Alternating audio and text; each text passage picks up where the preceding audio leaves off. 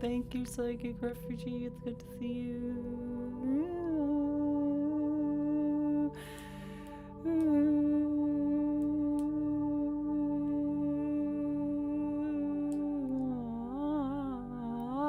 Oh, where's the picture? Hello, everybody. How is everyone doing this fine afternoon for me, evening slightly, but for everyone else, I don't know where you are, but I'm gonna pop on. Hello, everyone, and that music sounds way too loud. Let me turn that down, and my freaking mouse is being a butt. Hello, everybody. How is everyone doing this fine evening? I hope you're all doing well. Hello, Don, Miss Wicked Wolf, Admiral Paco, David Ellis, Liber, Polo, Psychic Refugees. Good to see you. Laney, apologies for saying your name wrong. Aaron, Stay Hump 10. Worst Everything, Terry Johnson, Kestra, Zelda Twinkletoes, TTPZB, Mr. the New Guy, Lewis Darden, Michael Eberly, apologies I said that wrong. Heather Tomlinson. Din, good to see you. Madeline, Jay Tizor, Alexis, Chloe, Langley, M. Neely. How is everyone? Wowbanger, Tip, TIP, Jackie versus World. Hello. Oh, well, what? Jackie, welcome to your first live. Heart to you. Oh, someone awesome. You got Pokemon Legend Arceus and having a great time. That sounds wonderful. I'm not a big Pokemon person, but I'm considering getting that. I mean, honestly, I probably would have gotten it already if there wasn't already a bunch of games coming out in the next few weeks. Like Horizon Forbidden West comes out tomorrow, which I'm really excited for. Then there's Elden Ring, and then there's like Lego Star Wars, and then there's another game after Elden Ring coming out too. That's like, oh, I need to play that. So there's a list of games. So Pokemon Legends Arceus, even though I'm not a big Pokemon fan, probably I do want to play it, but I'll probably have to wait until that list of games comes through. Liz Locke, welcome to your first stream too. Heart to you, thank you so much. Agents of Xehanort, thank you so much. Yes, I'm playing Dark Souls 2 now. Yeah, for those of you who didn't hear, I'll share here. Oh, by the way, yes, thank you for the hair. I didn't even mention because I've had it for a few hours now. I got it earlier today. I'll talk about that in a second, but I just mentioned because someone else brought it up. I'm not doing this. Someone else brought it up, but I'm going to promote myself. I did a Dark Souls video for GameSpot that came out this past weekend. That is honestly a video that I'm really incredibly proud of. It's honestly a video that I think captures everything that I like to do with a video. It's a video that's funny and weird and dorky. It's a lot of fun, but it's also somewhat vulnerable, but it's also about something nerdy, and yet it also is about the whole idea of it is about community and learning and doing it through pop culture. I'm just so incredibly proud of that video, and it just makes me so happy. And I was talking with Kurt, who was in the video the other day, and he was talking to me. He was like, "Oh, it was just so cool to see you do this video and really feel like it was Jessie's voice." And I'm like, "Oh, that's so nice." It made me feel really good that that video just felt like my voice. And I'm sorry, I don't mean to gush about it. I'm just really pleased with that video. It made me so happy to do it. It's honestly one of my favorites that I've done in terms of fun videos that aren't directly personable but tangentially so. I have not played Demon's Souls, Victor, but I bought the PS5 version of it. So I will play it at some point, and I have Bloodborne, and I'm playing Dark Souls 2, and I have Dark Souls 3. So I bought the whole series of games besides Sekiro. Sekiro's the only one I don't own just yet, and I'm gonna get Elden Ring. But I bought the whole series of games, so I'm very excited. I'm gonna dive through into all of them, including Sekiro and obviously Elden Ring. But I'm going through them one by one, so we'll get there. Oh my gosh, Cappuccino Crafts. We'll talk about that in a second. I love that book. It's such a great book. Oh my gosh, yes. House of Leaves, one of my favorite books. I think I recommended it in another stream to other people, and I love that book so much. If you have not finished House of Leaves, excellent. But let me I see some super chats, and I want to quick mention, I want especially Chloe, so I want to get to that real quick. But just to give everyone oh, Dan, thank you so much. But to give everyone an idea of what this stream is, this is my normal weekly chat stream, where for about an hour, I stay on, we chat about whatever all of you want to talk about. I try and pay as much attention to the chat as I can, and answer as much of the chat stuff as I can. Obviously, I can't pay attention to all of it, because there's only so much room and time and ability that I have, but I try to have a conversation with all of you and talk to all of you. Super chats are appreciated because they help pay the bills, because this is my full-time thing. So they do help, and I give you a heart, and I obviously answer your question if you do super chats. But I try to balance that out with also paying attention to the rest of the stream as well. So Cheap Chats guarantee, that I get to see your questions, but don't worry, if you don't have any money to give, that's totally okay. No pressure on that front. I try and get to it as best I can. I will talk about my hair first, but I know that I missed something important. Adin, I see your super chat, but I'll address that second, just because Chloe just said, I'm doing well, but my grandmother who has Alzheimer's is into her final stage, not eating or drinking, and has about a week left to live. And I already see people doing it, but I want to Chloe, I want to give you a heart. Number one, thank you for the super chat, but more importantly, heart to you, my friend. And I'm also, I please everyone else send Chloe and their family just love. As someone who, my grandmother, I talked about this during my Life is Strange stream because there's a character in True Colors that made me cry because dealing with much the same. My grandmother had dementia and started, unfortunately, dealing with a lot of that towards the end of her life. She didn't pass away from it. She unfortunately passed away from COVID, which is a whole other conversation. But it was something that was really rough, not just on me, but on my family as well. And I know how rough that can be. So I know that that's tough, and I want to send you love, Chloe. And I see people in the chat. Thank you, chat, for sending Chloe love. So all the love to you, Chloe. And I know it's going to be difficult, and I hope that we can send you some support. But I just want you to know that I know it's not going to be easy. I know from very personal experience, even though she didn't pass away from that. I know what it's. I know the feeling of it. So, heart to you. You are lovely. You are loved, and I'm sure your grandmother loves you as well. Yeah. So, heart to you, my friend. Okay. Apologies to do a hard tonal shift, but we're gonna switch to some positive things that hopefully, Chloe, that'll bring you some distraction. So apologies that I'm going to do a tonal shift here, but I will mention, I will get to Adin's super chat in just a second, but I do want to mention, because it is at least the title of the video, I should at least mention, I did get the haircut. Thank you for people for mentioning it. I got this because hopefully this weekend, the goal is to film the next Sex and Star Trek video, the one about Next Generation. So I got this haircut, and I also got I redid the shaved head look. Because it was starting to get a little bit straggly there. And so I did this because I'm going to be filming the next Sex and Star Trek video next week. And I'm very excited to be filming that. So I had to redo my hair because I wanted to look really nice for that. So thank you so much for everyone complimenting that. And Chloe, heart to you again. Thanks, everyone. I lost both my grandfathers 5 years ago. I've learned to say goodbye to her 1,000 times.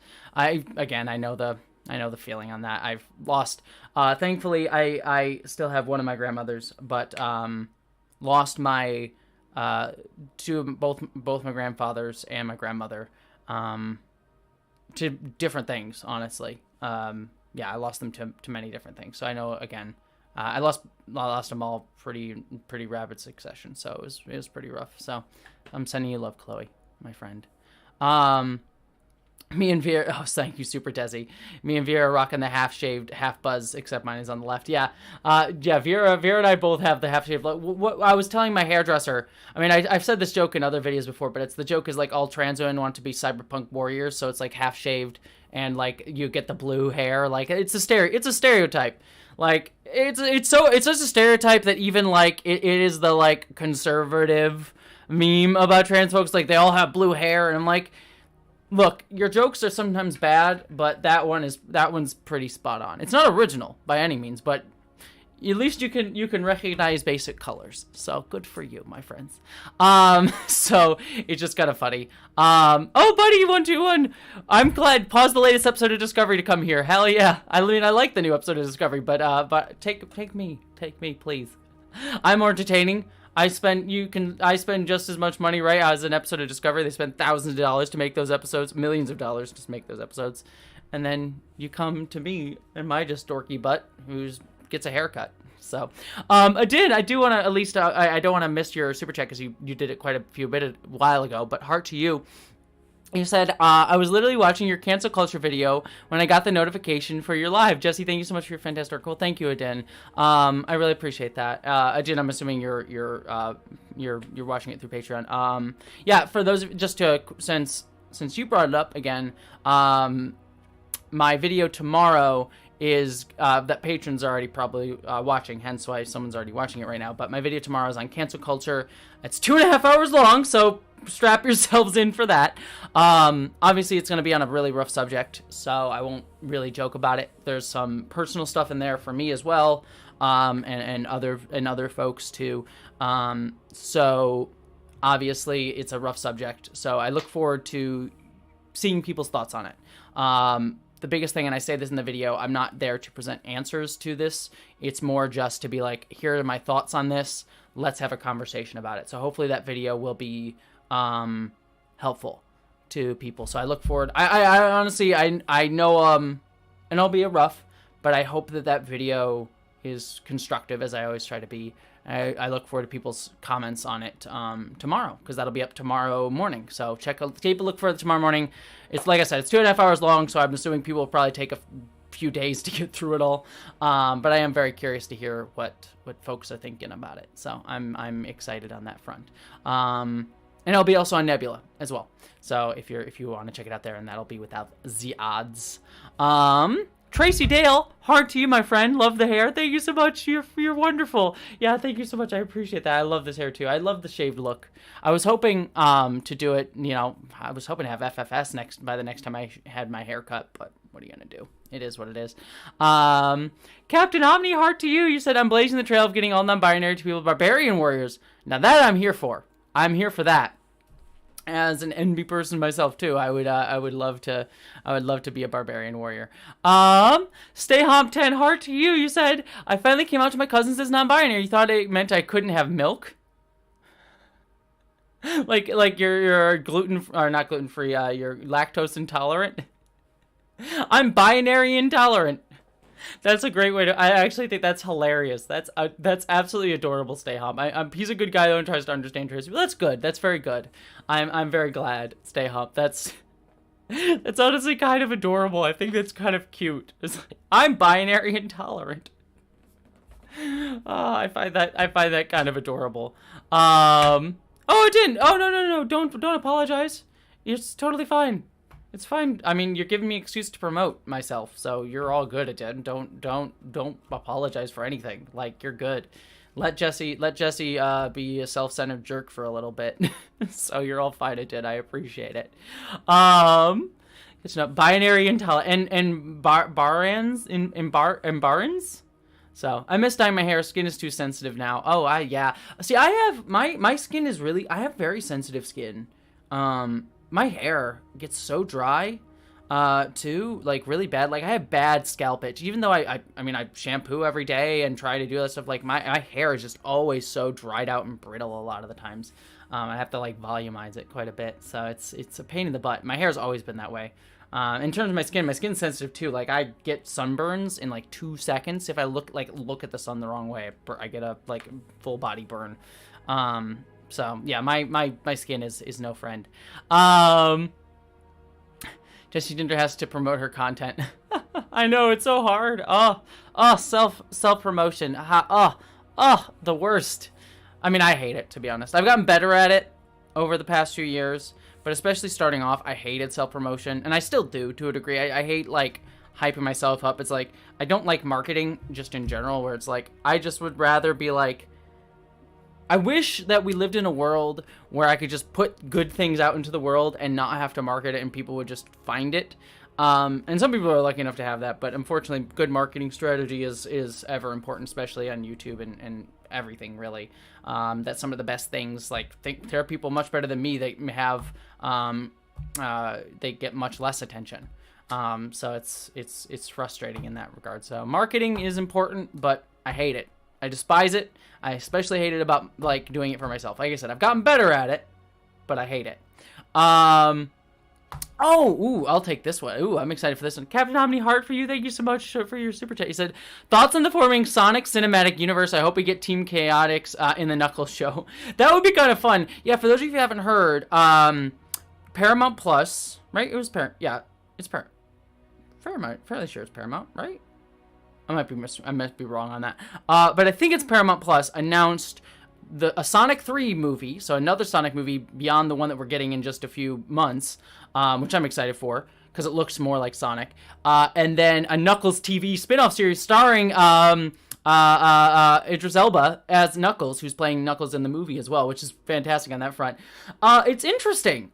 See, I've been on record saying that I am not the biggest fan of the latest Sonic, the most recent Sonic movie, the first one that they did. Not because it was bad. It was a fine film. Like, I saw it and I'm like, this was fine. Ultimately forgettable. If it didn't have Sonic in it, and it didn't have Jim Carrey like doing his damnedest, it would have been almost forgettable. But it was still like, I didn't regret my 2 hours at the movie. My biggest frustration with it though is it didn't feel like Sonic. Not that Sonic is like the biggest identity in the world. I mean, he's been fairly, the franchise has been fairly eclectic across the board for years, and I'm a big Sonic fan to the point where I almost considered getting a Sonic Team logo tattooed on me years ago. If the franchise had stayed more consistent in quality, I probably would have gotten the tattoo. But I've since fallen off of it a little bit. But I was a big fan of Sonic, especially growing up. I love Sonic Adventure 2. I watched all the Sonic TV shows, the animated shows, and things like that. Like Sonic Underground, which is the one where he's in a rock band. It's a trip of a show.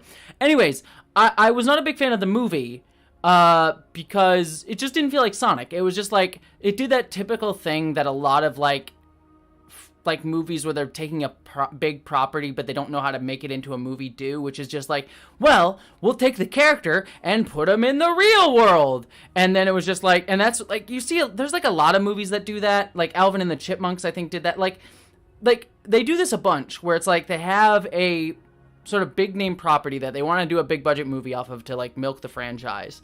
But they don't know really how to tell, like the Hollywood doesn't trust the actual franchise's story, so they're just like, oh, we'll take the character and put him in our world. What a hoot! It'll be weird, and that's just the conflict is then they're in the real world, and so that's like the only that was my frustration. Looking at Sonic 2, the newest one coming out though, I'm hoping that it looks like they're going even more video gamey with it. Like they're bringing in Knuckles, they're bringing in Tails. Like Jim Carrey's going full Robotnik in that. And so while it is still set in our real world, I think that bringing in those elements will make me very, very excited.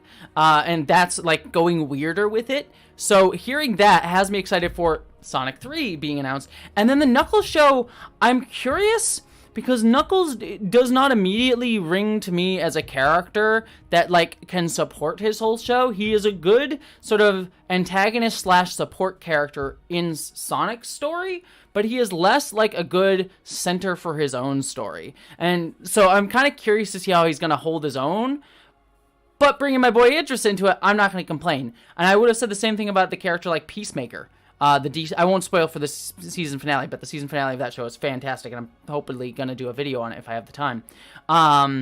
But Peacemaker was not a character that I would be like, John Cena's Peacemaker? Why would I ever want to watch a show about him? And they did an amazing job with it. Peacemaker is my favorite show of the year so far. I adore it. So we'll see how they do it with Knuckles. So I'm excited. I'm always someone who'd be like, okay, cool, make the weird choices. I just hope they don't make it bland. Like, hopefully they'll make it weird. And as they continue to make it weird, hey, fantastic, Mr. Fox, then I'm here for it. And yes, I'm with you, B. Arthur. I do want to shout out the Hedgehog show. I love Shout Out the Hedgehog.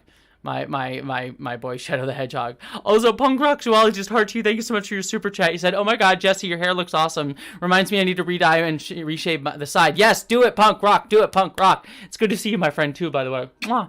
Thank you, lovely. Let's see. Catching up here. Let's see. Me who has every issue of the 90s Sonic comic books. Dynasty Girl, I don't have everyone, but I read those comics a lot. Like Antoine, my boy Antoine, the cowardly French, soldier. I love that. There was that old animated Sonic show that was really kind of surprisingly dark, where it was like Robotnik took over the world and destroyed them, and Sonic was like an eco-terrorist. I mean, Sonic was an eco-terrorist in pretty much all the games, but the show was like very much he was an eco-terrorist, part of like this group of people, like these woodland critters trying to take back it, and like characters died, and it was like very clearly meant to be like a resistance movement sort of thing. It was a dark show. Like the original Sonic show was dark, and I loved it. It was great, and then the comics continued off of that. But yeah, it was a really like it was a dark show. And then they had weirder ones like Sonic Underground, and then they had that like I forget which one it was called. Maybe it was just called Sonic the Hedgehog or whatever. But there was the one where it was like the robots that like the very like more like Looney Tunes-esque Sonic show that they had too, which was also kind of fun. Which had like the whack-a-mole in the opening credit sequence, and it had like the two weird like the chicken robot and like the like robot with the like weird nose with the like corkscrew nose, and then there was Sonic X, which I also really liked. Go go go go go go goes, gotta go fast, gotta go faster faster faster faster faster. So that was I also watched that show. I loved Sonic X when I was younger. That was a show that I was very excited about. So yeah, there was a bunch of Sonic shows that I watched when I was younger. So there's a whole bunch of them. Yeah, Violet says Sonic X. Drake discussed his heart so much too. Thank you so much for the super chat. You were lovely. Mwah, very much appreciated, my friend. I really appreciate that. Let's see. Rolling around at... Why would you say that, Lewis Darden? Rolling around at the speed of sound. Got places to go, gotta follow my way more.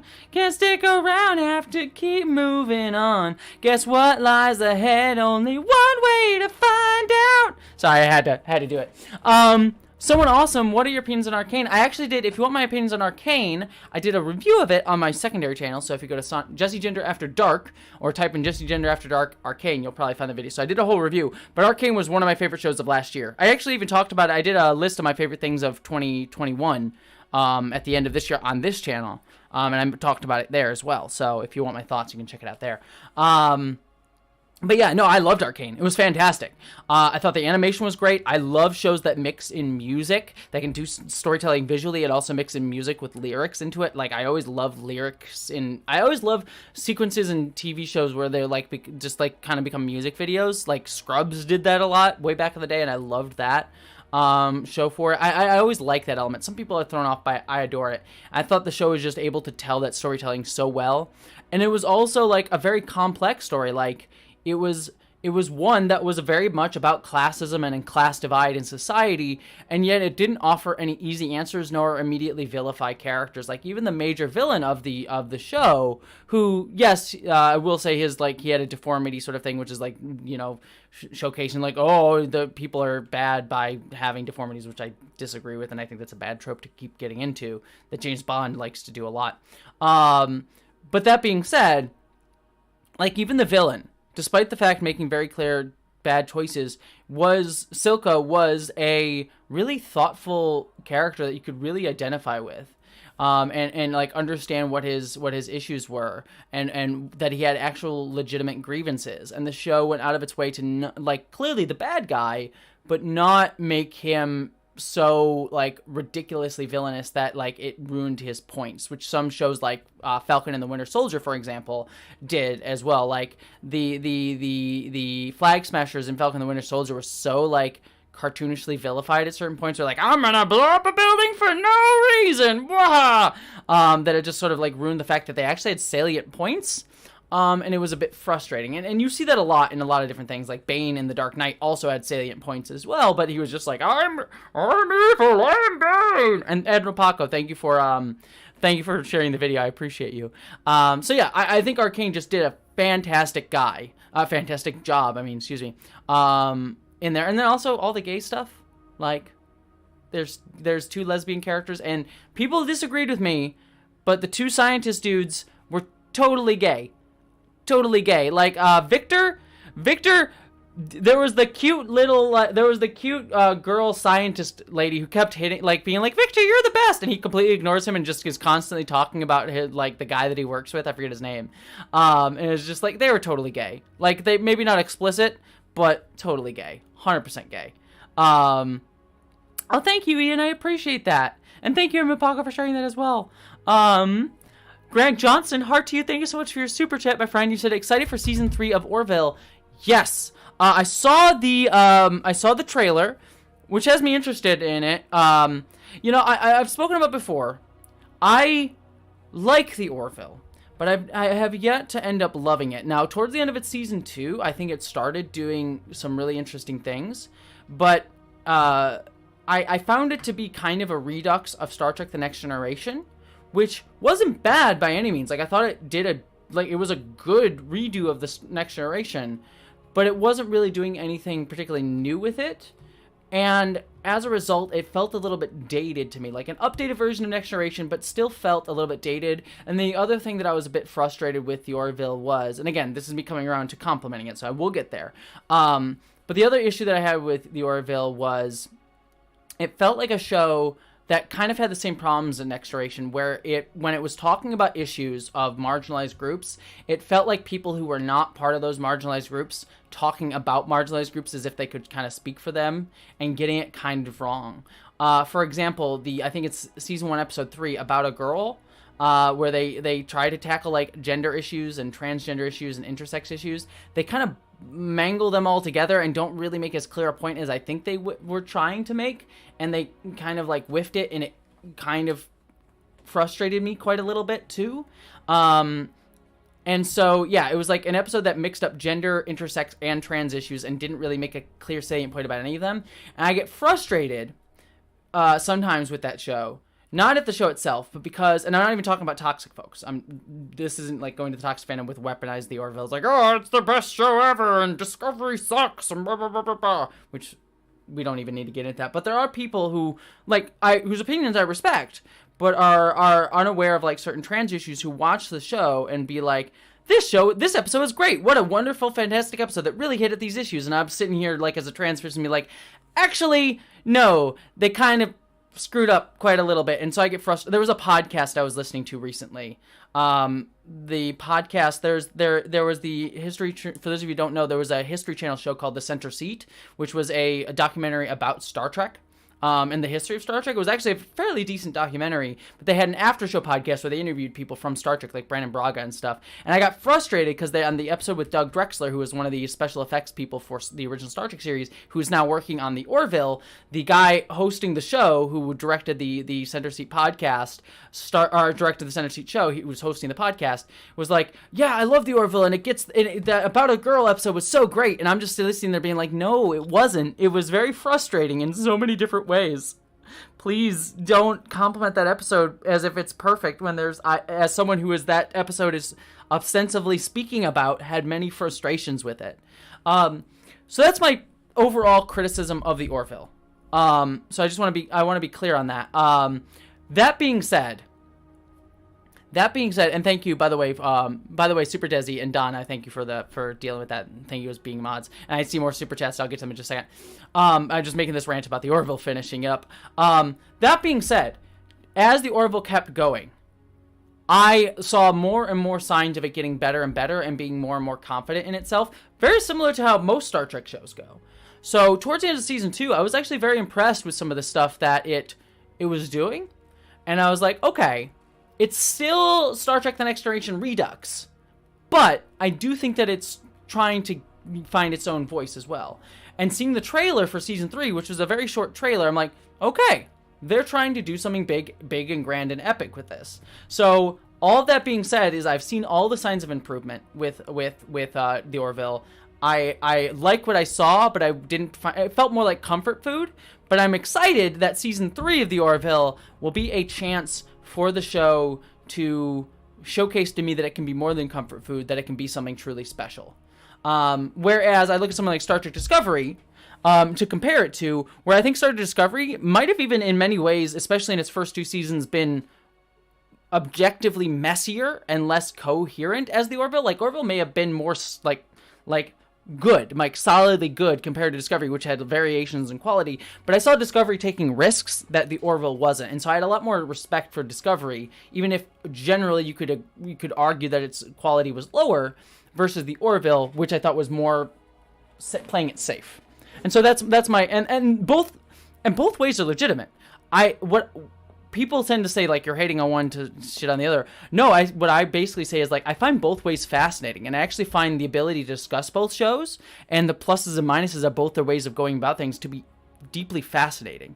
And so I don't think it's a bad thing that both shows exist, and I don't think we need to pit them against each other, but I like comparing them because I think there's cool conversations that can come out of it, and that's what art should do. putting it against its contemporaries, be in conversation with other pieces of art, be in conversations with us as the audience listening to it, and watching it and consuming it. That's what good art should do, is make conversations. And so for that, I think both Discovery and Orville did great. And so I'm excited to see what they bring to season 3. Anyways, thank you for that long rant. Some more super chats that I'm quick seeing, and I'm also seeing some people in the chat being wonderful as well. Captain Omni, heart to you. Thank you so much for your super chat. You said Shadow for Sonic 3 and Eggman Empire for the 3rd. That would be fun. I am here for that. Bring me Shadow the Hedgehog. I love Shadow the Hedgehog. He's great. Let's go dark with it. There was some, remember that Shadow the Hedgehog video game that had all guns and just some swearing? It was like for the teens, for the adults, the Sonic for adults. It was not a great game, but Evans, if I didn't play the crap out of it. I played the crap out of a lot of Sonic games, like Sonic Heroes I played a bunch, Shadow the Hedgehog I played a bunch, Sonic Adventure 2 and Sonic Adventure 1, obviously. A whole bunch of them. I love those games.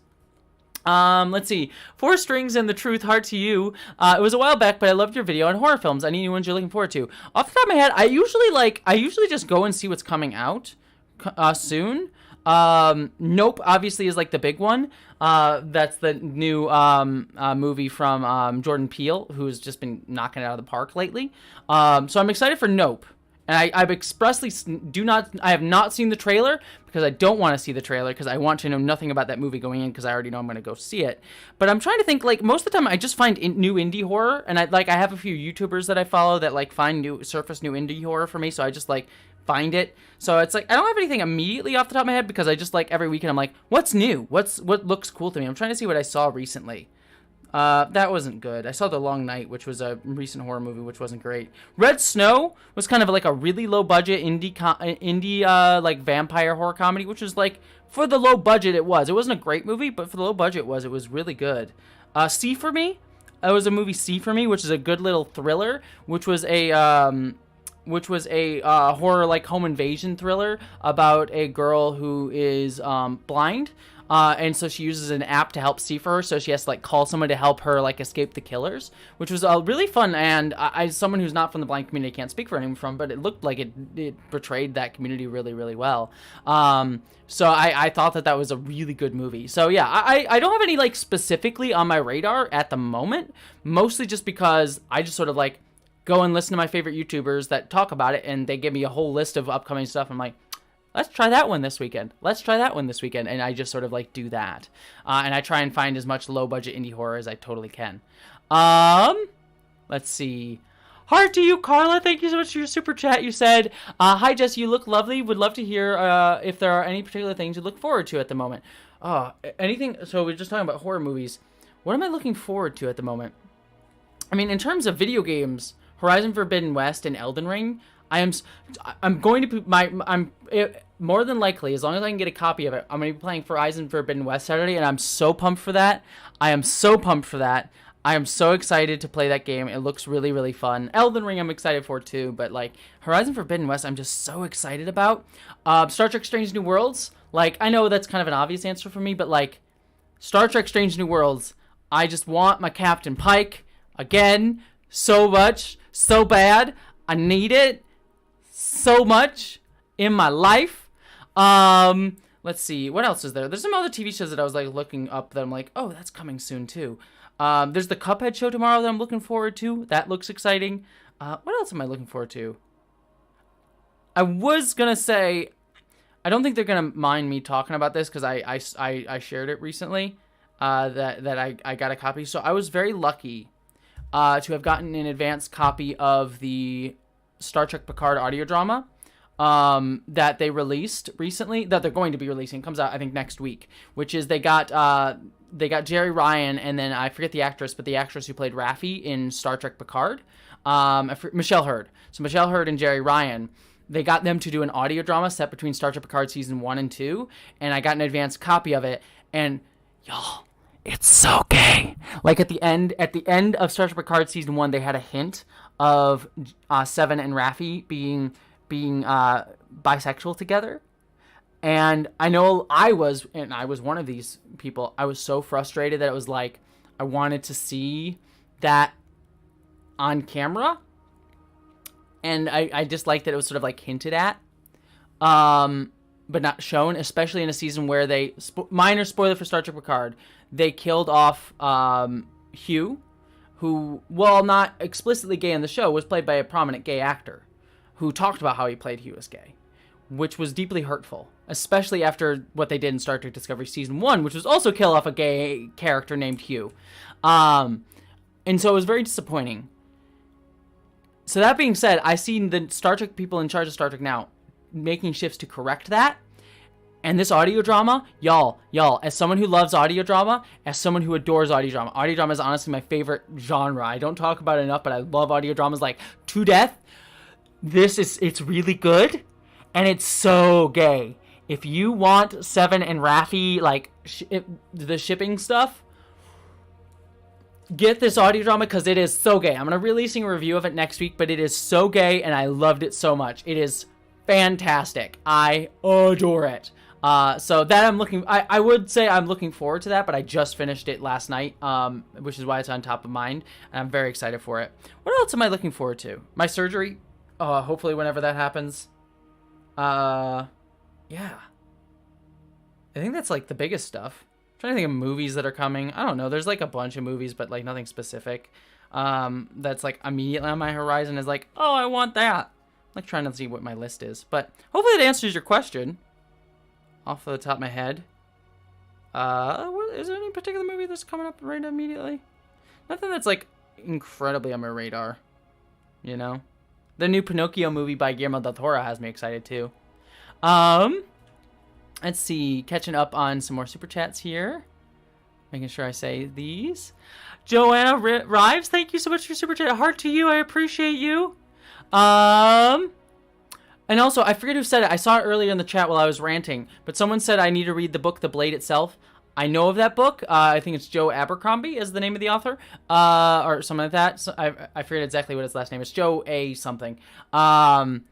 But I have heard of that, and I do want to read it. I still have a few other books on my list. Like I've decided to go through. I still need to finish Discworld, and I still want to finish reading the Wheel of Time books, which is they're both hefty fantasy series. So I do want to read The Blade Itself, but it's a little bit in the backlog. But I will read that. That is 100% on my list of books to finish. I also finished the Truth of the Divine, which is Lindsay Ellis's new book, which is also excellent. I finished that like last week, which was a really, really good book. I hope Lindsay Ellis has enough mental health. I mean, take care of herself first, but she spoke about how when she retired from YouTube, how she wasn't even sure if she could finish the book. And I hope she does finish that book series, because the book series is great. And I would like to see Lindsay finish that. But obviously, her mental health takes priority. So if she's unable to finish the book series because of her mental health, totally understandable. So I want her to take care of herself as a person first and give me enjoyment afterwards, as a secondary or tertiary or whatever list of priority the concern is. But she did really, really good. And see, Rachel, heart to you. Thank you so much for your super chat. You said, heart you and your videos, favorite books, authors, genres. Ooh. Books? Oh, gosh. What have I've mentioned a few already. If we're staying in the realm of fantasy, I just read Brandon Sanderson's Mistborn books recently, and I did a reviews of them. I loved them. The Mistborn books are fantastic. Some of my favorite fantasy.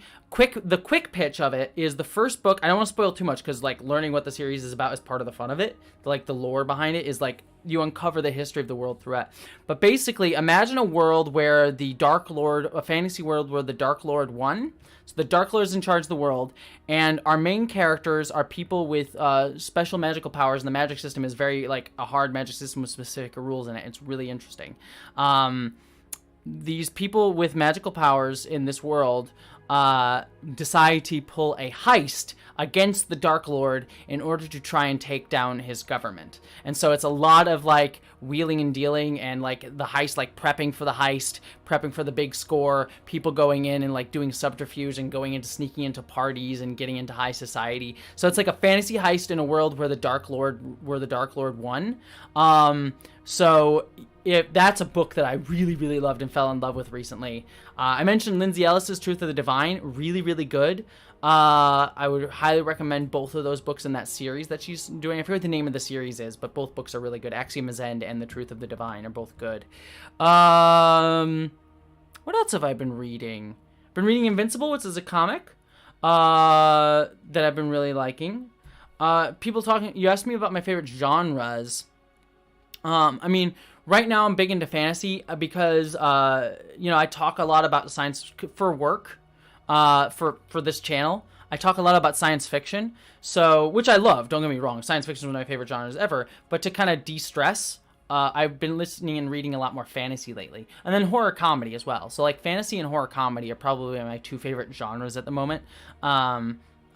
Just because fantasy is like still in my nerd wheelhouse, but it feels a little bit less like it's a way that I can kind of like de-stress a little bit from like working and thinking about work stuff, because we talk a little bit more about science fiction here. So hopefully that answers your question. Let's see. Oh, Baron, heart to you. Thank you for your super chat. Mwah. Thank you so much, my friend. And then Kevin Rivers, heart to you. Thank you so much. You said, I've never really watched Star Trek, but I recall my mother loving it. What's a good entry point other than your wonderful Star Trek videos? Be well. Well, Kevin, thank you so much. I appreciate you. So I will actually promote myself a little bit. Again, apologies. But I'm actually making a video on that. That's going to come out the next. So tomorrow is the cancel culture video. And then for my own mental health, I needed to do a fun video. So the next video after the cancel culture video is a video that I've already filmed and I'm currently in the middle of editing, which is how to get into Star Trek. So it's a comprehensive video of the best ways I think that like it goes through each Star Trek series and the positive and negative of each Star Trek series, and then gives you a couple like options in terms of viewing order. To give you a little bit of a spoiler, one of the things that I do say in it though is just like I think Star Trek is one of the few franchises that I feel is accessible wherever you enter into it. While there are some that are better than others, like I think Deep Space Nine is my personal favorite Star Trek.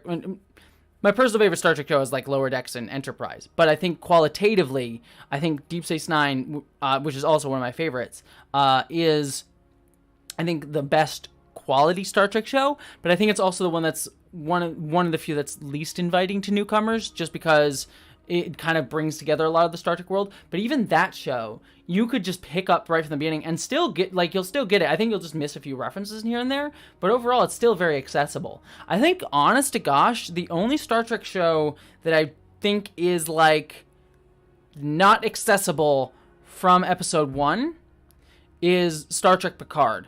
Because Star Trek Picard is such a show that is building off of your knowledge of Star Trek The Next Generation and really feels like you need to have watched The Next Generation to get into Picard. I think every other Star Trek thing, though, every other Star Trek movie, every other Star Trek show, while there are some that are better than others to begin watching with, I think you could really just pick any of them and be fairly solid with it. I think Star Trek Picard is literally the only one where I'm like, I think you need to do a little bit of homework before starting that one. JJ movies are also great. I love the JJ movies. I know that's controversial, but Star Trek 2009, Star Trek Beyond are two of my favorite Star Trek films. I adore those movies. Star Trek Into Darkness, it's a fun romp. It's not particularly good, but if you turn your brain off, it can be a fun time. It's not one that I would say is like peak Star Trek though, but I think it doesn't deserve the rap that it gets. It's still fun, but it's kind of dumb. It's dumb fun. Kind of along the same lines as Final Frontier. Like, Star Trek Final Frontier is also bad, but in a so bad it's good way. Like, I still enjoy Final Frontier. I think it's a fun time. I think the only Star Trek movie that really upsets me is Star Trek Nemesis. I really dislike Star Trek Nemesis. Mostly for its treatment of Troy, but also, like, it doesn't follow through. Like, it has interesting ideas, but it doesn't follow through on them at all. Also, it does that thing that we were talking about earlier where Star Trek Nemesis literally vilifies the people that have every right to be pushing back. Like, the Remans, the bad guys in that movie, are people that have been oppressed and put into slavery for hundreds of years under the Romulans for so long that they literally mutated into demon monster things because they lived underground for so long. Like, very, like, the time machine type of stuff, right? Like, the Morlocks. They're essentially the Remans are the Morlocks in Star Trek Nemesis. And they just get vilified as evil when they have, like, legitimate points to be made. So Star Trek Nemesis is the only Star Trek movie that I'm like I would actively discourage anyone from watching. But that being said, there's a lot that happens in it that is necessary for things that happen in like Star Trek Picard, for example. So it's like, you can't really skip Nemesis if you're trying to watch all of Star Trek. It kind of needs to be there because it does have important events that happen in it. It's just probably my least favorite of all the Star Trek movies, to be honest. But yeah, so hopefully that answered your question. If you're looking for if you're looking for my best recommendation for places to, if you're looking for just flat out the best place, Star Trek: The Next Generation. It's not my personal favorite Star Trek show. I like Star Trek: The Next Generation. It's probably the second best in terms of quality of Star Trek shows. But it's not my personal favorite. I have other shows that I like for different reasons. But I think Star Trek: The Next Generation is probably the best entry place for most people, with the understanding that the first season's rough. It's really rough. But once you get past the first season, Star Trek: The Next Generation just really ramps up and is fantastic. And that will get you a good understanding of where to get into Star Trek. And then from there, after Next Generation, jump wherever you want to. But that would be my first choice. So, heart to you, Baron. Thank you so much for your super chat. You said, hi, Jessie. Any thoughts, preferences on the 14th Doctor frontrunners? Big from Ireland. I haven't heard of who's in front. I know David Tennant was in a rumor, which I really don't want. I love David Tennant, and I want to see him come back as the 10th Doctor for, like, the 60th anniversary special. I don't want to see David Tennant come back as, like, a new version of the Doctor. I think that would be a very bad idea. I think that would be kind of a bit navel-gazy of the franchise, of Doctor Who, and I don't think Doctor Who should be looking back that. I mean, it's already kind of like, as much as I think Russell T Davies is a great showrunner, I think he's one of my favorite writers. He's done fantastic stuff both before, during, and since his original run on Doctor Who. But I would have rather seen a new showrunner come in. That being said, I'm fine with him being behind the scenes as long as the front of the camera they're still taking risks. And David Tennant coming back, as much as I love David Tennant, he's one of my favorite actors of all time, do not want him to come back as a new Doctor. If he comes back as the 10th Doctor for like an anniversary thing, I am all for that 100%. But let me see, Doctor Who frontrunners. Let's see, who's in the frontrunner seat right now? Is there anyone who's rumored? The actor's rumored to take over. Here we are. Let's see if there's anyone that particularly stands out to me. David Tennant, Linda West, interesting. Oh no, what? Oh, stupid article. Okay, I was gonna say, is this gonna be a paywalled article? Linda West, what has she been in? I know her years and years, and it's the same. That's where I know her from. She would be solid. Oh yes, I would be so down, especially for a woman of color, or a person of color just generally. I think would be wonderful. Amari Douglas, I don't know him, as he was in It's a Sin, but he's not immediately coming to mind, but he would probably be good, I'm sure. Michael Sheen! Michael Sheen would be an interesting choice, but I think would be kind of like another, just like, as much as I love Michael Sheen, I'm sure he'd be fantastic. I don't know if it'd also be kind of lovely to see him bounce off of David Tennant if David Tennant came back for like a 10th Doctor role. Just because Michael Sheen and David Tennant's bromance makes me smile on every level. But yeah, I don't know. I don't know about him. Tanai Miller. Yes. Okay, I probably said her name wrong, but for her, she is the woman, looking at this article, she is the woman who was in The Haunting of Bly Manor. Without too much spoilers, she was the person who was seeing the cracks in the wall, and was the house servant that worked on House of Bly Manor. She would be great. She would be my front runner, because she was as much as I had problems with the House on Bly Manor, she was great in it. She would actually be my front runner. I'm probably saying your name wrong, so apologies to her, but Tanai Miller, she would be a great one. Ooh, I like her. She would probably be, honestly, out of looking at this whole list, she would probably be my front runner of all of them, of who I would want. So that's, if you want my answer, that's my answer. Let's see, just catching up on these super chats here. Trek does have a lot of good entry points, yep. Let's see, favorite Star Trek series is Enterprise. When I watched the pilot episode, I fell in love with the series. Yeah, Samantha Patrick, I talk about this. Star Trek Enterprise is I love Star Trek Enterprise because it is that black sheep of the Star Trek family that I think captures everything I love and dislike about Star Trek in equal measure. The first 2 seasons of Star Trek Enterprise are messy as all hell, and yet they also have this like earnest optimism to them. They're kind of like milquetoast in a lot of ways, but then there's also stuff that angers me in those seasons as well, like the episode Cogenitor really kind of angers me a lot. And there's just the silly stuff like Night in Sickbay is just a silly, weird Star Trek episode. And then there's actually really solid good stuff in this first few episodes, like Shuttle Pod 1, for example. So, like, the first two seasons of Star Trek Enterprise are everything that I love about, like, and hate about Star Trek. And then you get into season 3 of Star Trek Enterprise, which took real risks of telling a season-long storyline. Sometimes got it wrong, sometimes got it right. It was a post-9/11 metaphor thing, and sometimes its politics didn't get it right, but it was interesting, and it was, like, a good conversation piece. And then season 4 of Enterprise capitalized on what I want Star Trek Enterprise to be, which is telling really excellent, thought-provoking Star Trek while also taking advantage of the prequel setting of Enterprise. Like, in 4 seasons, even though it got canceled after 4 seasons, Star Trek Enterprise is like a condensed form of everything that I think is like weird, wild, and wacky, that is bad and horrible and offensive, but excellent, great, and optimistic, and wonderful, and thought-provoking, all in 4 seasons of a show. So, like, I think Star Trek Enterprise, on every level, perfectly captures what I love and hate about Star Trek in equal measure. And when I say I hate something, I don't mean I hate it. I mean I'm more like I dislike it and find it interesting to talk about. Like, even the things that I dislike, like even Star Trek Nemesis, even like Cogenitor, those are episodes that I dislike, that I find particularly offensive, to be honest with you, but I like talking about them. I like discussing them. I like learning from them. You know, something I always say, like, we need to talk about the bad parts of something as well as the good parts, because that's what art is. No art is perfect, and the best thing that art can do, you know, not to dismiss harm, because things like the episode Code of Honor, very harmful episodes, obviously very racist episodes. I'm not saying that they should have happened, but we should talk about those episodes so we can learn from them, and that's what I think we should learn from art, is having these conversations. I think it's really wonderful.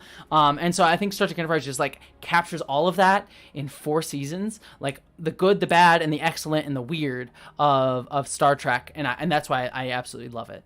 It's just that black sheep of the Star Trek family that I think really just captures all of the elements of Star Trek that I love. John Vittles, heart to you, my friend. Love you.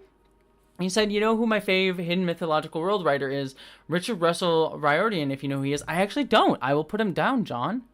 Thank you. Let me put him... Notepad. I'm going to put that on my list. Thank you very much, John. Mwah. Thank you, my friend.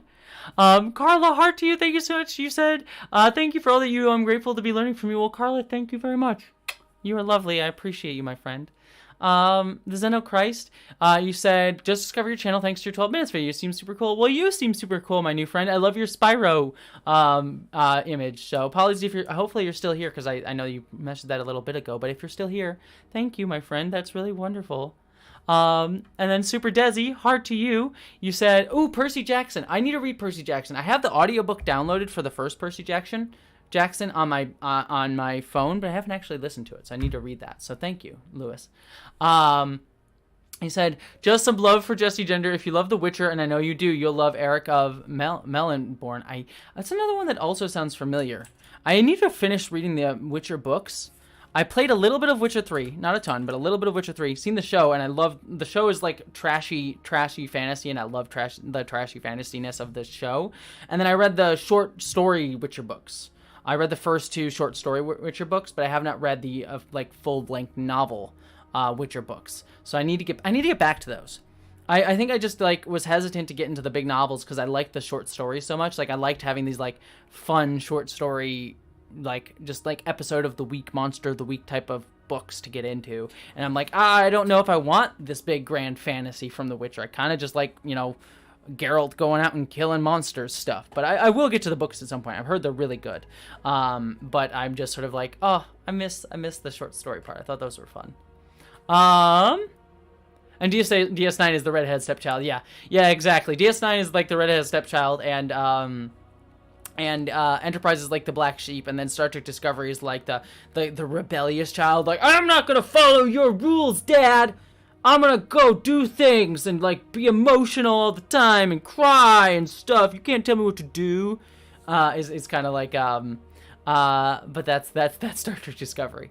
Whereas like Star Trek Next Generation is like the good son, but who gets away with weird stuff every once in a while. He's like, I'm the good child. I'm the one that everyone loves, but also I like to like go out and have weird, freaky sex parties, because that's what Star Trek Star Trek Next Generation is. That show fucks. It's a show that fucks. So it's just kind of funny. Have you ever interacted with any Sherlock Holmes media? If so, any thoughts? My favorite adaptations are BBC Sherlock and the Jeremy Brent versions. Yeah, I mean, I liked Sherlock up until a point, up until the end of season 2. After season 2 of Sherlock, I could take or leave the rest of it. Besides maybe the wedding episode. The wedding episode in season 3 was actually pretty solid. But I'm trying to think. I mean, I love the idea of Sherlock Holmes. One of my personal favorites was Neil Gaiman's. He did like an Eldritch horror, like a Lovecraftian horror Sherlock Holmes called Study in Emerald, which was really good. I have the graphic novel adaptation of it too, and it's so good. If you haven't checked that out, like it's Sherlock Holmes, but in like a Lovecraft world. So good. Plus, just anything Neil Gaiman writes is pretty much gonna sell me, but that one's really good. I liked Enola Holmes recently too. Enola Holmes is just fun. Not a fantastic movie by any means, but like Henry Cavill did a really fun job playing Sherlock in that. And then I'm blanking on her name, but the actress from Stranger Things who played Enola was also really fun. Young Sherlock Holmes, kind of on that same vein. There's an old, I think it's an 80s movie. But there's a Sherlock Holmes movie called Young Sherlock Holmes, which is also a lot of fun in that like weird 80s kind of way. Again, not a perfect movie by any means, but still a lot of fun. I really enjoyed it. If you have not seen Young Sherlock Holmes, it's a really underappreciated kind of fun, kids adventure movie that I don't think you don't really see a lot of people talking about it, but it was a lot of fun. And then I have not seen much of this show, so I'm only speaking from friends. But Enola Holmes not Enola Holmes. I just said Elementary is what I meant to say. Elementary. My friend Lucian, who some of you know, loved Elementary. Another one of those like trashy shows that I think Lucian really loved. Where it's like he knew that it was not a great show, but it was like fun trash. Kind of like how I think the Witcher TV show is, where it's like, this isn't great, but it's like fun trash, and I'm fine with, like, fun trash can be still fun trash. So yeah, I would very much think, again, that's me having never seen an episode. I think I've seen maybe one episode of Elementary. So I don't know. Also, I keep seeing someone. I want to make sure I'm going to mispronounce her name. But Mo Xiang Tong Zhu, apologies to her because I probably mispronounced her name. She's a YouTuber that a patron recently suggested to me. I believe she's an author who also talks about Southeast Asia and Southeast Asian topics here on YouTube. That I need to check out because I just encountered her and I watched I think a video of hers talking about. I think I actually caught this video a while ago when I was making my video about. Shadow and Bone, the Shadow and Bone series, and she seems really good, so I need to check her out. So people have been recommending me her, so I will recommend her as well. So thank you to that. Again, I probably horribly mispronounced her name, so apologies to her for my terrible pronunciation. But to be fair, I mispronounce everyone's name, so there you go. All right, everybody. Hey, Nader Tot, it's good to see you. By the way, Nader Tot, who is a wonderful, fantastic YouTuber who you should be checking out, who does not get the appreciation that he deserves. Nader Tot is absolutely wonderful, and you should go and send him all the support and love, and go subscribe to his channel because he is absolutely fantastic. So it's good to see you, my friend. But oh no, I'm so sorry. I just ranted about someone. Zirin Ray Zhao, apologies. Again, I mixed it up.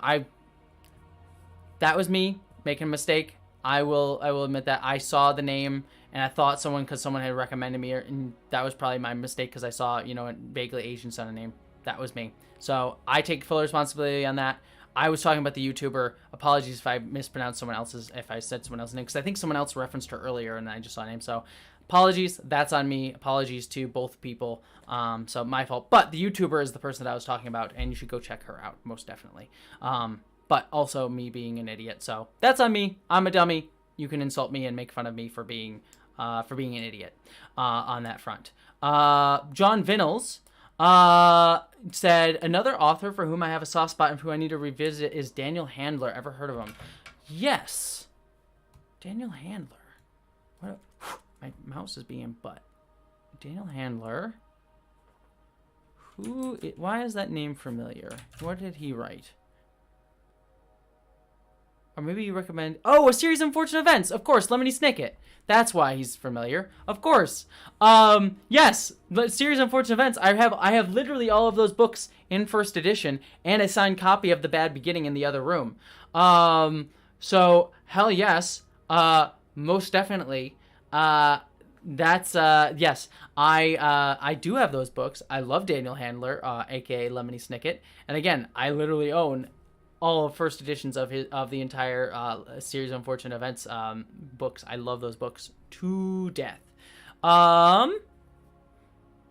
will say I'm hitting the end of the hour and my voice is starting to hit.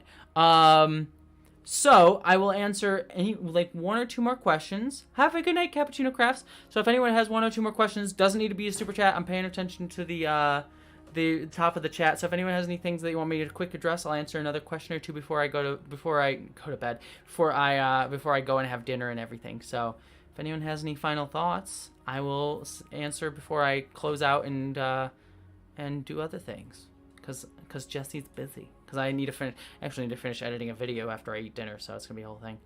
Selkie, good to see you. Heart to you. Good game with non-binary character. With a non-binary character. I think of good games with trans characters. Not so many with non-binary characters, unless you're talking about the player character. You can sort of pretend is non-binary at times. Interesting. That kind of disappoints me. I actually don't know any off the top of my head. I'm sure I'm sure there has to be at least one. I'll say a trans character. I'll recommend a game with a trans character. Sadly, not non-binary. Not immediately come into my mind. But trans character is Tell Me Why. Tell Me Why is a game made by the company Dontnod, which made Life is Strange and Life is Strange 2. Not Life is Strange True Colors or Before the Storm. That was made by a different company. But Life is Strange 1 and 2, Dontnod made a game called Tell Me Why, which is very similar to Life is Strange. If you played Life is Strange, Tell Me Why will be in the same exact vein. Stars a trans man and his sister who both have the power to hear each other's thoughts. And sort of they have the superpower to hear each other's thoughts and connect with each other that way, who get wrapped up in a mystery in Alaska surrounding the death of their mother. And who possibly killed their mother years and years ago. It's a really good game. I think it really captures a trans experience well. And again, not a trans man, but from other trans men who I heard, they feel it also captures the authenticity of that experience very well too. Wonderfully performed. I would highly recommend, if you have not played Tell Me Why, and especially if you're a fan of the Life is Strange series, you should go play it because it's a fantastic game that I highly recommend. So yes, Tell Me Why. Tell Me Why. Yeah, Tell Me Why Life is Strange is perfect. Oh, yeah, Sable. Sable's a good game, too, Valence. I forgot about that. There is a they-them pronoun character in Sable, which is another really excellent game. I played a little bit. I never finished Sable, but I did play it, and it was a good, chill game. It was a very chill game. Very Zelda Breath of the Wild, but a little bit, more, laid back. If you're looking for, an experience like Zelda's Breath of the Wild, but don't want to play Zelda Breath of the Wild, Sable's a more low-key, relaxing type of Zelda Breath of the Wild game. Very good game that I would really recommend. But with that said, I'm going to drop my pen, and then I'm going to say goodnight to everybody. Just a couple quick promotions of stuff. Tomorrow, I have a video on cancel culture coming out. It should be releasing at 9 in the morning. It's available now for patrons up until midnight, and then at midnight I'm going to probably go to bed, so I'm going to schedule it to go live, and so for about a few hours patrons won't be able to access it, but it'll be available to patrons right now. It's a 2.5 hour video that'll be up tomorrow at 9 a.m. So if you want to check that out, please do. I will also ask if you have not, if you can. Regardless of if you watch it or not, though watching it is preferable, please leave a like and a comment and maybe even share the video, just because longer videos don't really do well in the algorithm. So when that video goes live tomorrow, any help with it will be appreciated, because I think it's on an important topic. And also I very much appreciate any comments on it as well, because it is on a difficult topic that I don't profess to have answers to, only my thoughts on. Saturday, Drunk Game stream as well, so I'll be playing I'll probably be playing Horizon Forbidden West if I can get a copy of it. because I like to buy things physically and not digitally if I can. I don't like digital ownership as much, especially with video games. So I'll be playing that on Saturday as long as I get a copy. If not, I'll probably be playing more Life is Strange Before the Storm. But Horizon Forbidden West drunk stream on Saturday night, so check out for that. Yeah. That's the main stuff on the horizon. I'm trying to think if there's anything new coming out. Nope, that's everything. I'm sure I'll have more announcements. I have other things coming down the pipe in the near future, but those I'll be talking about when they come out. But until then, I'm going to wish you all a wonderful good night, my friends. Mwah. I love you all and adore you all. I hope you have a wonderful evening. Heart to everybody, and I will see you all. In the future. Good night, my friends. Mwah, mwah, mwah.